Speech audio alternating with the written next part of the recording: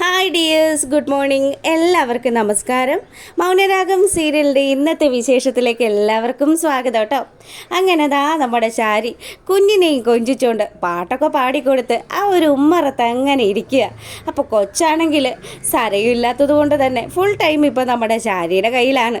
അങ്ങനെ കുഞ്ഞിനെ കൊഞ്ചിച്ചുകൊണ്ടിരിക്കുന്ന ശാരിയെ കണ്ടുകൊണ്ടാണ് നമ്മുടെ താര അങ്ങ് ഇറങ്ങി വരുന്നത്. താര ഈ കാഴ്ച കണ്ടതും താരയ്ക്ക് വലിയ സന്തോഷമായി. എൻ്റെ കൊച്ചുമോളാണല്ലോ കയ്യിലിരിക്കുന്നത്. അങ്ങനെ ശാരിയുടെ അടുത്തേക്ക് താര ഓടിയെത്തുകയാണ്. താര വരുന്ന കാഴ്ച കണ്ടതും ശാരിയാണെങ്കിൽ ഈശ്വര ഇവളെന്തിനും ഇങ്ങോട്ട് വരുന്നത്, അതും സരയും ഇല്ലാത്തത് ഭാഗ്യം. സരയും മുളങ്ങാനും ഇങ്ങോട്ട് വന്നു കഴിഞ്ഞാൽ പിന്നെ ഇവളുടെ കാര്യത്തിൽ ഒരു തീരുമാനമാക്കും. അതും ആലോചിച്ച് ചങ്കത്ത് കയ്യും വെച്ചിരിക്കുക നമ്മുടെ ശാരി. ആ സമയമാണെങ്കിൽ നല്ല സന്തോഷത്തോടു കൂടി തന്നെയാട്ടോ താര അങ്ങോട്ട് വരുന്നത്. താരയ്ക്ക് കൊച്ചുമോളെ കൊഞ്ചിക്കാൻ കിട്ടുന്ന ഒരു അവസരമല്ലേ. അപ്പം സരയും ഇല്ലാത്തത് കൊണ്ടായിരിക്കും ശാരി കൊച്ചിനെ കളിപ്പിച്ചുകൊണ്ടിരിക്കുന്നതെന്ന് വിചാരിച്ചുകൊണ്ട് തന്നെയാണ് താരയെന്ന് പറയുന്ന ആ പാവം ആ വീട്ടിലേക്ക് കടന്നു വരുന്നത്. അങ്ങനെ അവർ വന്നതും എൻ്റെ താരേ നീ എന്തിനാ ഇങ്ങോട്ട് വന്നേന്ന് ചോദിച്ച് ശാരി അവളോട് ദേഷ്യപ്പെട്ടതും എൻ്റെ കുഞ്ഞിനെ കാണാനാണെന്ന് പറഞ്ഞു. ഇതും പറഞ്ഞുകൊണ്ട് നിന്ന സമയം തന്നെ സരയു അങ്ങോട്ട് വരികയാണ്.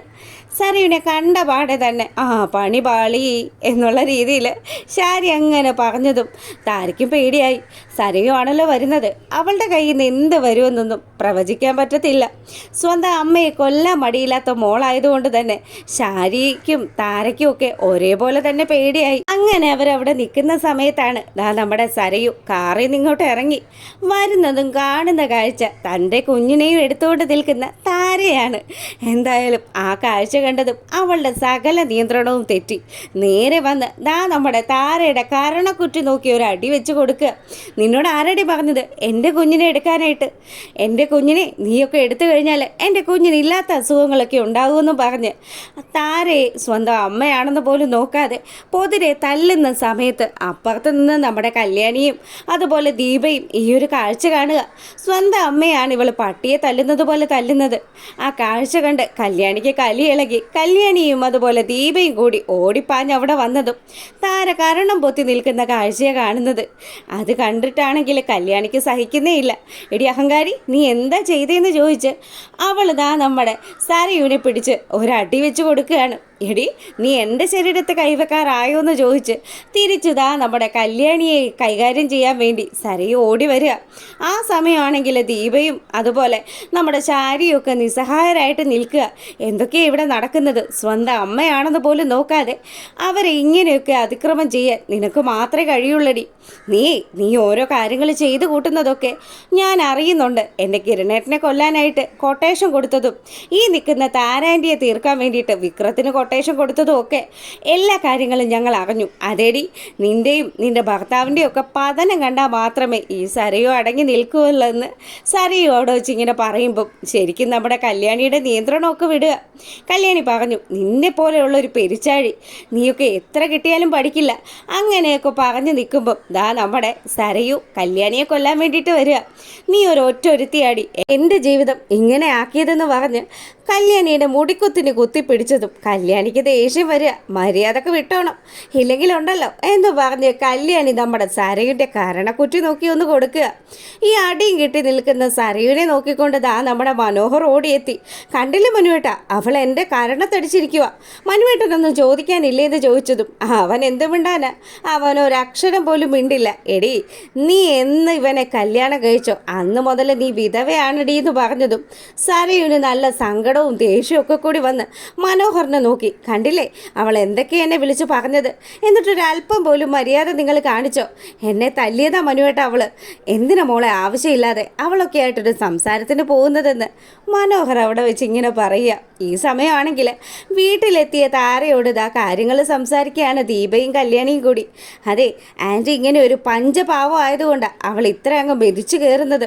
ഇപ്പം തന്നെ കണ്ടില്ലേ എൻ്റെ പൊന്ന് താരെ, നീ ആയിട്ട് ഇവിടെ ഒരു പ്രശ്നം ഉണ്ടാക്കരുത്. ഇപ്പം തന്നെ അവിടെ എവിടെയെങ്കിലും ഒരു ഉണക്കക്കമ്പെങ്കിലും കിടന്നിരുന്നെങ്കിൽ നിന്റെ പൊന്നുമോള് നിന്റെ തലക്കടിച്ച് നിന്നെ കൊന്നു കളഞ്ഞേനേന്ന് പറഞ്ഞു. ഇത് കേട്ടിട്ടും പാവം ദാ നമ്മുടെ താര വലിയ സങ്കടത്തിൽ തന്നെ കേട്ടോ. അതിനിടയ്ക്ക് കുഞ്ഞിൻ്റെ ചോറൂണിൻ്റെ കാര്യത്തെക്കുറിച്ച് കൂടി താര ദാ നമ്മുടെ ദീപയോട് പറഞ്ഞതും, ആൻറ്റി എന്തായാലും വിഷമിക്കേണ്ട, എന്തെങ്കിലും ഒരു പരിഹാരം ഞാനും കിരണേട്ടനും കൂടി കാണാം. അങ്ങനെയൊക്കെ അവർ സംസാരിച്ച് നിന്നതിന് ശേഷം ദാ നമ്മുടെ കല്യാണി കിരണിൻ്റെ അടുത്തേക്ക് ചെല്ലുക. താരെ ദാ നമ്മുടെ സരയു കൈകാര്യം ചെയ്ത കാര്യങ്ങളും, കിരണേട്ട എനിക്ക് നല്ല ദേഷ്യമുണ്ട്. കിരണേട്ടനെ കൊട്ടേഷൻ കൊടുത്തു എന്ന് കേട്ടപ്പോൾ മുതൽ അവളുടെ കൈയും കാലും തല്ലിയോടിക്കാനാണ് എനിക്ക് തോന്നിയത്. അവളെ ഇങ്ങനെ വിട്ടാൽ ശരിയാകില്ല കിരണേട്ട. എത്രയും പെട്ടെന്ന് തന്നെ അവളുടെ കാര്യത്തിനൊരു തീരുമാനം ഉണ്ടാക്കണം. നമ്മൾ ആഗ്രഹിക്കുന്നത് പോലെ തന്നെ താരാൻറ്റി കുഞ്ഞിന് ചോറ് കൊടുക്കണം, അതിനു വേണ്ടുന്ന കാര്യങ്ങളൊക്കെ ചെയ്യണമെന്ന് പറഞ്ഞ് കല്യാണി നമ്മുടെ കിരണിന് ക്ലാസ് എടുത്ത് കൊടുക്കുക. പിന്നീടാണെങ്കിലോ നമ്മുടെ മനോഹർ കിരണിനെയും കല്യാണിയെയും വെയിറ്റ് ചെയ്ത് ആ റോഡ് സൈഡിൽ ഇങ്ങനെ നിൽക്കുമ്പം അവൻ്റെ മുഖത്ത് നോക്കിയിട്ട് ആ കാര്യം അങ്ങോട്ട് അവതരിപ്പിക്കുകയാണ് കിരൺ. അതെ, നിന്റെ കുഞ്ഞിൻ്റെ ചോറൂണാണല്ലോ നടക്കുന്നത്, അപ്പോൾ കുഞ്ഞിൻ്റെ യഥാർത്ഥ അമ്മൂമ്മ തന്നെ വേണ്ടേ കുഞ്ഞിന് ചോറ് കൊടുക്കാനായിട്ട്? അതുകൊണ്ട് എത്രയും പെട്ടെന്ന് താരാൻ്റെ കുഞ്ഞിന് ചോറ് കൊടുക്കാനുള്ള സാഹചര്യം നീ ഉണ്ടാക്കണം. നീ ഒന്നെങ്കിൽ അവളെ പറഞ്ഞ് സമ്മതിപ്പിക്കണം. അതിന് വേണ്ടുന്ന കാര്യങ്ങൾ നീ ചെയ്തില്ലെങ്കിൽ പിന്നെ അറിയാലോ പൊന്നുമോനെ, നിന്റെ കാര്യത്തിൽ ഞങ്ങൾ ഉടനെ തന്നെ ഒരു തീരുമാനം എടുക്കുമെന്ന് പറഞ്ഞു. ഇവർ ഈ കാര്യങ്ങൾ പറഞ്ഞതും മനോഹരനാണ് ടെൻഷനായി. അല്ല, അതിപ്പോൾ സരയു സമ്മതിക്കുമെന്നൊന്നും അറിയില്ലല്ലോ. അവൾ സമ്മതിക്കണോടാ, അവളെ കൊണ്ട് സമ്മതിപ്പിക്കേണ്ട ജോലി നീ ഏറ്റെടുക്കണം. നിന്നെ വെറുതെ ഒന്നുമല്ല ഞങ്ങൾ ഇങ്ങനെ വളർത്തുന്നത്. നീ എന്തായാലും ആ വീട്ടിൽ നിൽക്കുന്നത് ഞങ്ങൾക്കൊരു ബെനിഫിറ്റ് തന്നെയാണെന്നൊക്കെ കല്യാണി പറയുക. അങ്ങനെ ദാ കല്യാണിയുടെയും കിരണിൻ്റെയും ഒക്കെ ഈ തീരുമാനം കേട്ടതും ഇനി എന്ത് ചെയ്യുമെന്ന് ആലോചിച്ച് വണ്ടടിച്ചുകൊണ്ട് നിൽക്കുകയാണ് മനോഹർ.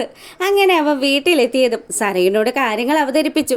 അതെ മോളു, നീ ഇന്ന് കാണിച്ചത് വളരെ മോശമായി പോയി. ശരിക്കും പറഞ്ഞാൽ ആ താര എന്ന് പറയുന്ന സ്ത്രീയോട് എനിക്കിപ്പോൾ സഹതാപമാണ് തോന്നുന്നത്. എന്തായാലും അവർ നിന്നെ കാണാനും നിൻ്റെ കുഞ്ഞിനെ കാണാനും ഒക്കെ ഇത്രയും ആഗ്രഹിച്ച് വരുമ്പോൾ അവരോട് നിങ്ങൾ ഈ കാണിക്കുന്നതൊക്കെ വലിയ തെറ്റാട്ടോ. മനുവേട്ടൻ എന്തൊക്കെയാണ് മനുവേട്ടൻ ഈ പറയുന്നത്? ആ സ്ത്രീ എനിക്ക് കണ്ണെടുത്ത കണ്ടുകൂടാ. പിന്നതെ മനുവേട്ടൻ കൂടി ആ സ്ത്രീയുടെ മോളാണ് ഞാനെന്ന് പറയരുത്, എനിക്കത് സഹിക്കാൻ പറ്റില്ല എന്ന് കൂടി പറഞ്ഞപ്പം മനോഹർ പറഞ്ഞു, ഇങ്ങനെയാണ് കാര്യങ്ങൾ മുന്നോട്ട് പോകുന്നതെങ്കിൽ ഞാൻ ഇവിടുന്ന് എൻ്റെ നാട്ടിലേക്ക് പോകും. ഈ ഒരു കാര്യം കേട്ടതും സരയു ഒരു പൊടിക്ക് ഒതുങ്ങുക കേട്ടോ. പിന്നീട് നമ്മുടെ യാമിനി ചേച്ചി അങ്ങനെ ഇരിക്കുന്ന സമയത്ത് സേനനും രൂപയും കൂടി ഒരു കാറിൽ വന്നങ്ങ് ഇറങ്ങുക. അപ്പം അവരെ കണ്ട പാടെ തന്നെ വന്നല്ലോ, എന്തായാലും എത്ര ദിവസമായി, നിങ്ങളുടെ ട്രിപ്പും കാര്യങ്ങളും ഒക്കെ നന്നായിട്ട് നടന്നോന്ന് ചോദിച്ചതും അതെ പിന്നെ ഉണ്ടല്ലോ ഇവിടെ എന്തൊക്കെയാണ് നടന്നതെന്ന് രണ്ടുപേർക്കും അറിയാവോന്ന് ചോദിക്കുക യാമിനി. ഇത് കേട്ടതും രൂപ ചോദിച്ചു, എന്താ പ്രകാശിൻ്റെ കാര്യമാണോ? എൻ്റെ പൊന്നോ, പ്രകാശിൻ്റെ കാര്യമൊക്കെയാണ്, എന്നാലും പ്രകാശിനപ്പുറമാണ് ആ സരയുൻ്റെ പെരുമാറ്റം. അവളെ താനെ 2 പ്രാവശ്യം കൊല്ലാൻ നോക്കി. അതുമാത്രമല്ലെന്നേ, ഇപ്പതാ നമ്മുടെ കിരൺ മോൻ്റെയും കല്യാണി മോളുടെയും പിന്നാലെയാണ് സരയുൻ്റെ നടപ്പ്. കിരണിനെതിരെ കൊട്ടേഷൻ കൊടുക്കുക കൂടി ചെയ്തു എന്ന് യാമിനി പറഞ്ഞതും ഇത് കേട്ട് ഞെട്ടി നിൽക്കുകയാണ് നമ്മുടെ രൂപ.